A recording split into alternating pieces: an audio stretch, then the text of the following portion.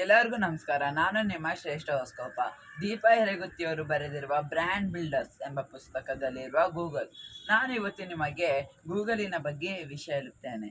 ಅಂಗೈಯಲ್ಲಿ ಜಗತ್ತನ್ನೇ ತೋರಿಸುವ ಗೂಗಲ್ ಮಾಯ ಕನ್ನಡಿ. ಎಲ್ಲರ ಹತ್ರನೂ ಗೂಗಲ್ ಇರುತ್ತೆ, ಆದರೆ ಅದನ್ನ ಯಾರು ಹುಡುಕಿದ್ರು ಹೇಗೆ ಹುಡುಕಿದ್ರು ಯಾರಿಗೂ ಗೊತ್ತಿರಲ್ಲ. ಆದರೆ ನೀವು ಇವತ್ತು ಈ ವಿಡಿಯೋಲಿ ಗೂಗಲ್ನ ಯಾರು ಹುಡುಕಿದ್ರು ಹೇಗೆ ಹುಡುಕಿದ್ರು ಗೊತ್ತಾಗುತ್ತೆ.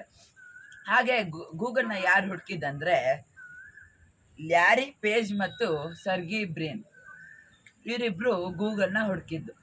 ಹಾಗೆ ಇಲ್ಲಿ ದೀಪಾ ಹಿರಗುತ್ತಿಯವರು ಒಂದು ಲೈನ್ ಬರೆದಿದ್ದಾರೆ ನೋಡಿ.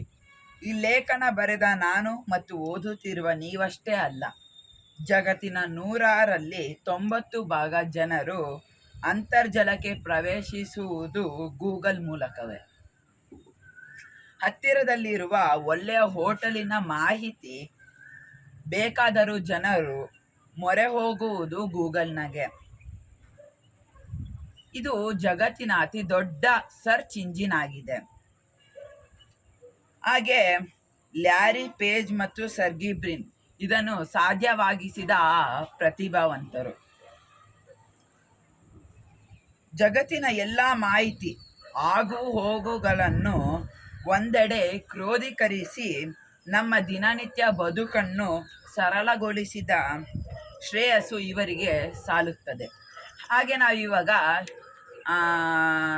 ಲ್ಯಾರಿ ಪೇಜ್ ಮತ್ತು ಸರ್ಗಿ ಬ್ರಿನ್ ಅವರ ಬಗ್ಗೆ ತಿಳ್ಕೊಳ್ಳೋಣ.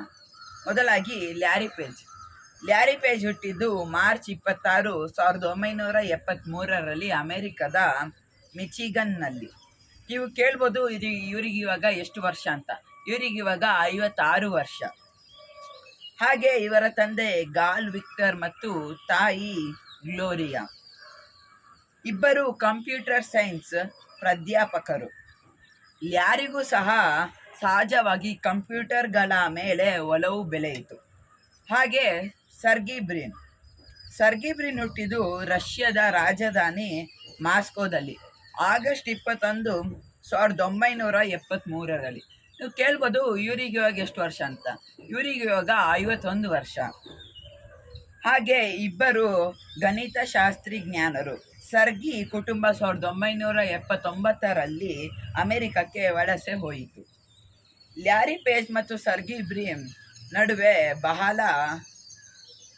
ಬಹಳ ಹುಟ್ಟಿದ್ದು ಒಂದೇ ವರ್ಷ. ಅಂದರೆ ಇಬ್ಬರು ಹುಟ್ಟಿದ್ದು ಒಂದೇ ವರ್ಷ. ಇಬ್ಬರ ತಂದೆ ತಾಯಿಗಳು ಉತ್ತಮ ಶಿಕ್ಷಣ ಪಡೆದಿದ್ದರು. ಇಬ್ರು ತಂದೆ ತಾಯಿಗಳು ಒಳ್ಳೆ ಶಿಕ್ಷಣ ಪಡೆದಿದ್ದರು. ಹಾಗೆ ಇಬ್ಬರಿಗೂ ಕಂಪ್ಯೂಟರ್ ಮೋಹ, ಅಂದರೆ ಇಬ್ಬರಿಗೂ ಕಂಪ್ಯೂಟರ್ಸ್ ಅಂದರೆ ತುಂಬ ಇಷ್ಟ ಅದ್ರಲ್ಲಿ ವರ್ಕ್ ಮಾಡೋಕ್ಕೆ. ಅದೃಷ್ಟವೇ ಇಬ್ಬರನ್ನು 1995ರಲ್ಲಿ ಸ್ಟನ್ಫೋರ್ಡ್ ವಿಶ್ವವಿದ್ಯಾಲಯ ಜೊತೆಯಾಗಿಸಿತು. ಅಂದರೆ 1995ರಲ್ಲಿ ವಿಶ್ವವಿದ್ಯಾಲಯದಲ್ಲಿ ಇವ್ರನ್ನ ಜೊತೆಯಾಗಿಸಿತು. ಇಬ್ಬರ ಸಂಶೋಧನೆಯ ವಿಷಯ ವರ್ಲ್ಡ್ ವೈಡ್ ವೆಬ್, ಅಂದರೆ WWW ವರ್ಲ್ಡ್ ವೈಡ್ ವೆಬ್ ಇವರದ್ದು ಆಗಿತ್ತು. PhD ಮಾಡುವಾಗ ಸ್ನೇಹಿತರಿಗೆ ಹೊಸದೊಂದನ್ನು ಪ್ರಯತ್ನಿಸುವ ಎಂದು ಹೋರಾಟ ಈ ಹುಡುಗರದ್ದು. ಇನ್ನು ಇಂತಹ ಆಚಾರ್ಯ ಜನಕರಿಗೆ ನಮ್ಮ ಗೌರವ ಪ್ರೀತಿ ಯಾವಾಗಲೂ ಇರುತ್ತದೆ ಎಂದು ಹೇಳುತ್ತಾ ನನ್ನ ಮಾತನ್ನು ಮುಗಿಸುತ್ತಿದ್ದೇನೆ. ಆದರೆ ಈ ಗೂಗಲ್ ಅಷ್ಟೇ ಅಲ್ಲ, ಫೇಸ್ಬುಕ್ ಆಗಿರ್ಬೋದು, ಹೀರೋ, ಟಾಟಾ ಹೊಂಡಾ, ಅಮೆಜಾನ್, ಪಾರ್ಲೇಜಿ, ಹೀಗೆ ಎಲ್ಲ ಥರದ ದೇಶಕ್ಕೆ ಜಗತ್ತಿಗೆ ಬೆಳೆದಿರುವ ಕಂಪನಿಗಳ ವಿಷಯ ಈ ದೀಪಾ ಹಿರೇಗುತ್ತಿಯವರು ಬರೆದಿರುವ ಬ್ರ್ಯಾಂಡ್ ಬಿಲ್ಡರ್ಸ್ ಪುಸ್ತಕದಲ್ಲಿ ನಿಮಗೆ ಮಾತ್ರ ಸಿಗುವುದು.